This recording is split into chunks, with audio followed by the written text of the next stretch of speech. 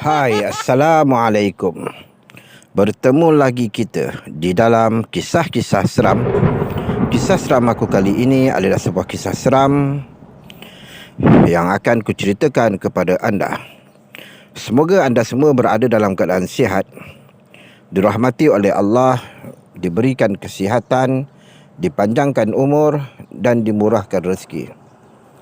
Sebelum aku meneruskan kisah seram ini, semoga anda semua yang mana yang baru tolong subscribe kerana ia semua adalah percuma. Like, share dan komen tentang kisah seram ini. Semoga aku lebih bertambah semangat untuk aku meneruskan aktiviti mengkonten kisah-kisah seram. Semasa anda mendengar kisah seram ini, yang mana yang baik jadikan tauladan, yang buruk buanglah jauh-jauh. Kisah seram ini ialah sebuah pengalaman di mana pengalaman ini telah berlaku pada ketika tahun 2000, tapi masih segar dalam ingatanku, di mana ketika itu aku tinggal di sebuah rumah berhampiran dengan sebuah sungai. Boleh dikatakan rumah ini ialah sebuah rumah setinggan, tapi rumah ni agak besar. Dan kadang-kalanya aku akan tinggal seorang diri di rumah tersebut kerana ibuku dan adik-beradikku selalu saja mereka ini akan menginap di rumah kakakku. Walaupun rumah kakakku tidaklah berapa jauh dengan rumahku, namun apa yang terjadi di rumah ini ialah sebuah misteri, mistik dan juga seram yang menghantui diriku dan keluargaku. Ketika aku tinggal keseorangan diri di dalam rumah itu, aku selalu saja diganggu dengan bunyi-bunyi yang aneh yang sering berlaku di atas bumbung rumah. Bunyi ini agak pelik kerana seakan-akan benda yang berada di atas bumbung itu seakan-akan tahu akan pergerakan yang dilakukan oleh penghuni yang berada di dalam rumah tersebut.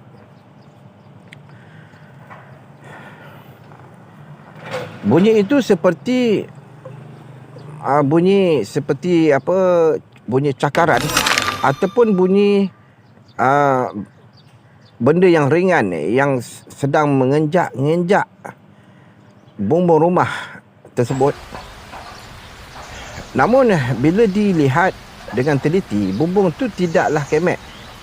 Aku nak beritahu, bumbung ni kami pakai iaitu bumbung zeng. Bumbung zeng, kalaulah ada benda yang seakan-akan berlari-lari di atas bumbung tu, mestilah akan nampak zeng tu akan bengkok tau. Tapi zeng tu tidak bengkok, seperti biasa, tanpa ada kesan-kesan bengkok pun dekat zeng tu. Satu hari aku mengajak kawan-kawanku untuk datang ke rumahku untuk kami lepak-lepak, sembang-sembang sambil menonton televisyen. Masa tu kami sedang menonton televisyen iaitu bola sepak. Jadi ramai yang datang ke rumahku ni. Sedang kami asyik menonton drama televisyen ni,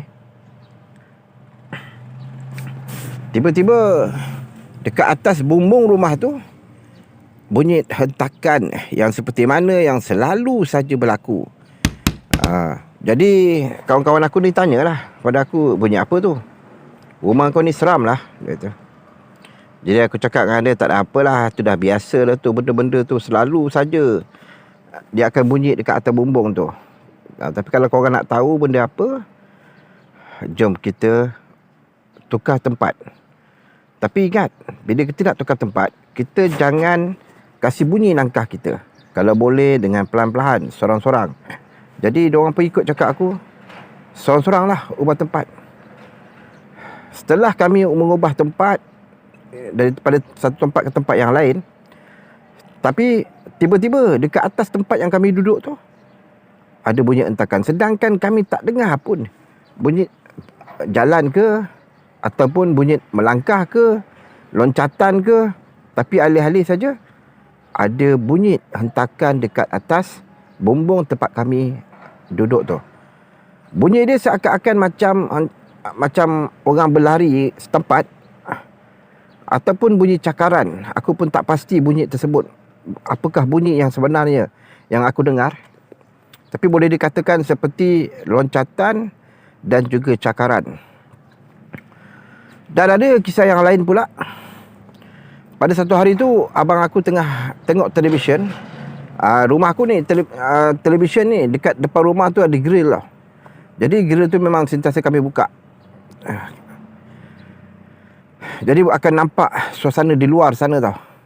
Sedang dia menonton televisyen tu, masa tu lebih kurang dalam pukul 11 lebih, dia nampak ada satu lembaga warna hitam. Besar dia kata. Lembaga tu sedang panjat nak naik ke atas bumbung rumah. Jadi masa tu kebetulan aku daripada arah belakang rumah. Aku memang sorang-sorang duduk belakang tu. Memang aku tak, dah biasa dengan suasana rumah tu. Memang aku tak ada rasa takut lah, rumah aku sendiri kan. Jadi aku pun pergi ke depan. Abang aku tegur aku, dia kata, kau daripada mana?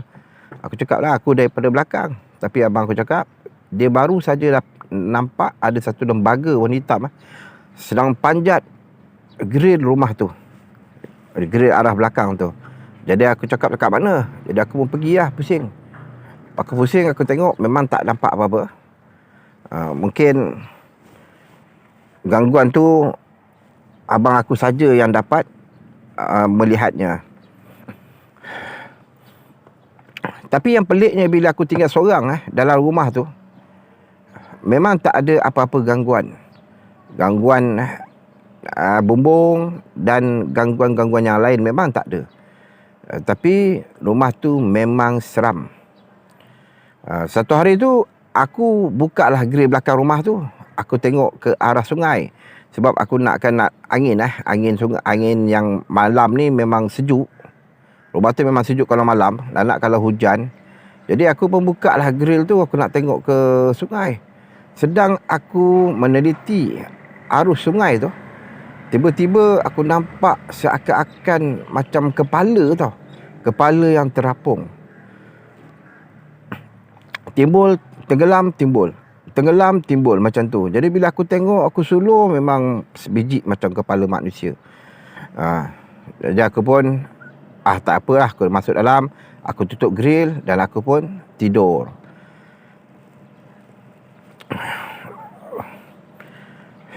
Jadi aku nak bagi tahu sikit berkenaan dengan rumah ni. Ada orang cerita lah, dan mak aku pun pernah cerita dengan aku. Dia kata banyak orang yang dulu dekat kawasan rumah aku tu ada satu pusat bomoh tau. Macam rumah bomoh lah. Dia mengajar orang-orang supaya belajar bomoh ni. Jadi ada juga orang yang ada masalah ni akan datang jumpa dia untuk berubat ke, untuk minta pelaris ke, macam-macam lagi lah keadaannya. Jadi didengarkan cerita tu, mak aku cerita, dia kata ramai orang yang datang dekat kawasan rumah aku tu untuk buang barang tau. Buang barang, apa yang mereka dah berubat, mereka akan buang dekat situ. Kemungkinan boleh terjadi serpihan-serpihan daripada benda-benda yang mereka buang tu datang menghantui rumah tempat tinggalku. Satu hari tu dekat kawasan rumah aku tu, tapi yang aku nak cerita ni kat rumah bomoh tu lah. Dekat rumah bomoh tu satu hari ada kes pembunuhan kat situ. Iaitu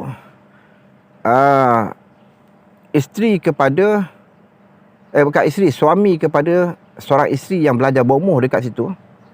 Pelajar tu, yang belajar bomoh dekat situ, bunuh diri kat situ akibat cemburu. Dia cemburu dengan bomoh tu. Jadi dia bunuh diri ni dengan cara macam mana tau?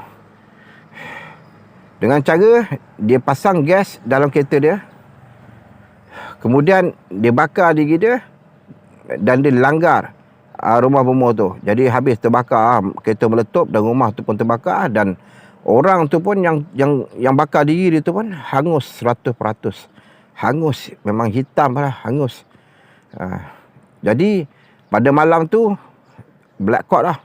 rumah akan jadi gelap. Semua kawasan-kawasan tu semua jadi gelap.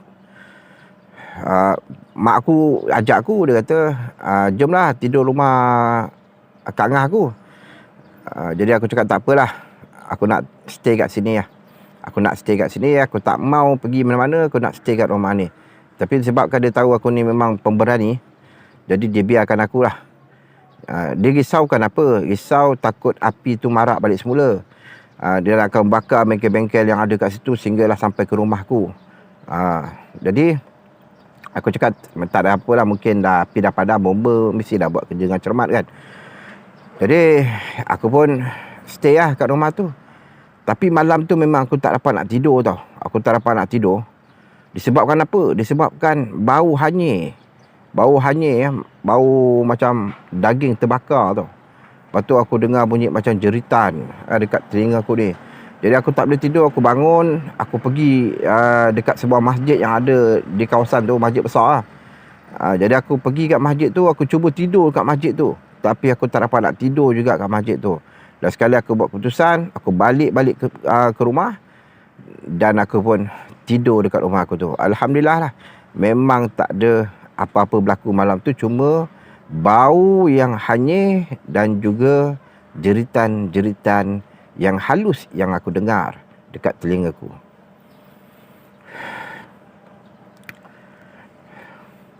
Dan ada satu kisah lagi yang lain dekat rumah tu juga. Masa tu aku umur dalam 9 tahun ke 10 tahun macam tu lah. Pada ketika tu arwah bapak aku ni dia suruh aku mandikan adik aku.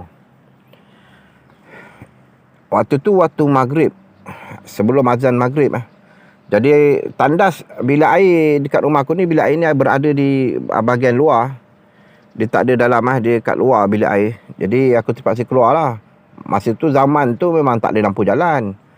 Kami pakai masa tu hanya pakai pelita. Kalau nak, orang kata nak selesa sikit, pakai generator. Tapi malam tu kami pakai generator. Tapi kalau awal-awal macam tu memang tak hidupkan lagi generator. Bila dah gelap sikit, baru kami akan gunakan generator. Tapi suasana pada masa tu memang agak gelap. Pasal masa tu hutan pun masih banyak lagi, bukit pun masih tinggi-tinggi lagi kan. Jadi masa aku nak mandikan adik aku tu, aku dah suruh adik aku masuk dalam bilik air lah. Jadi aku tunggu kat luar, aku baru nak melangkah masuk, tiba-tiba ada angin tau. Ada satu angin ni, tempat lain tak ada berangin, tapi satu angin tu lalu kat telinga aku, bunyi zzz, tu angin tu. Jadi bila angin tu lalu, dia jatuh kat depan tu tau, depan jalan untuk pergi ke jalan raya tu. Dia jatuh dekat tu, dekat satu jambatan kecil. Dia jatuh dekat situ, dekat kawasan rumah aku lah. Jatuh kat situ. Lepas tu bunyi buk, macam bunyi apa tau, macam nangka busuk jatuh, debuk macam tu, bunyi kat tanah. Jadi aku pun takut, aku tinggalkan adik aku lagi. Adik aku pun nangis lah. Nangis, bapak aku tegur aku, dia kata kenapa kau lari? Dia kata tadi masa nak mandikan adik tu, dengar ada angin lalu kat tepi telinga. Tiba-tiba angin tu jatuh. Bunyi buk kat pokok. Ada satu pokok ubi gajah tau. Ubi yang besar tu kan. Pokok yang besar tu. Dia ada buah warna hijau buah dia. Daun pun hijau. Pokok tu besar lah. Jadi dia jatuh dekat situ. Dan tiba-tiba bau wangi semerbak tau. Wangi yang sangat harum bau dia. Jadi bapak aku suruh keluar balik. Aku keluar beranikan diri. Aku ambil adik aku mandikan. Aku keluar masuk dalam. Lepas tu bapak aku dah selesai sembahyang. Masa tu dah maghrib. Bapak aku dah selesai sembahyang. Bapak aku nak keluar. Masa tu dia ada aktiviti dekat luar. Bapak aku ni seorang pendakwah. Jadi dia nak keluar. Jadi aku pun tegur bapak aku, abah tak ada ke bau wangi? Sebab bau wangi ni bukan dekat halaman rumah je, tapi kat dalam rumah aku pun bau wangi. Jadi bapak aku cakap, doalah yang baik-baik. Doalah dia murahkan rezeki. Macam tu lah. Jadi aku berdoa murahkan rezeki. Alhamdulillah, doa aku tu Allah makbulkan. Keesokan hari ramai orang datang kat rumah. Aku hidup susah masa tu. Yalah, bayangkan nak pasang lampu pun tak mampu. Air pun pakai air hujan. Kalau nak guna air pipe, nak kena pergi ambil dekat masjid ataupun dekat rumah kakak aku. Guna air hujan. Kalau tak hujan, memang tak ada air. Macam tu lah cerita dia kan. Jadi keesokan hari tu, orang datang bawa makanan. biskut, bawa pinggan mangkuk, bawa pakaian, bawa beras, minyak masak, macam-macam lah bawa. Bukan seorang lah, tapi macam-macam orang yang datang hantar tau. Alhamdulillah, aku sangat bersyukur pada Allah SWT kerana telah membantu kami semua. Alhamdulillah, syukur. Dan sehinggalah rumah tu diruntuhkan oleh pihak kerajaan untuk dibangunkan kedai-kedai kat situ. Tapi aku dapat kedai juga. Ada 2 biji kedai. Tapi aku kehilangan 2 biji lagi kedai. Sebab pada masa tu bila kerajaan suruh bangunkan rumah tu, bapa aku tak nak bangunkan. Jadi dia serahkan pada kerajaan. Jadi kerajaan dapat bagi 2 biji je lah. 2 biji lagi terpaksalah bagi pada orang lain. Tapi tak apa, kita berkongsi-kongsi rezeki pada orang lain. Jadi itulah saja cerita yang dapat aku kongsikan kepada anda, para pendengar. Semoga anda semua terhibur dengan cerita ni. Jadi semoga anda semua berada dalam keadaan baik dan semoga kita berjumpa lagi di masa yang akan datang, InsyaAllah. Jadi aku sudahi dengan Assalamualaikum dan selamat berjumpa lagi. Bye.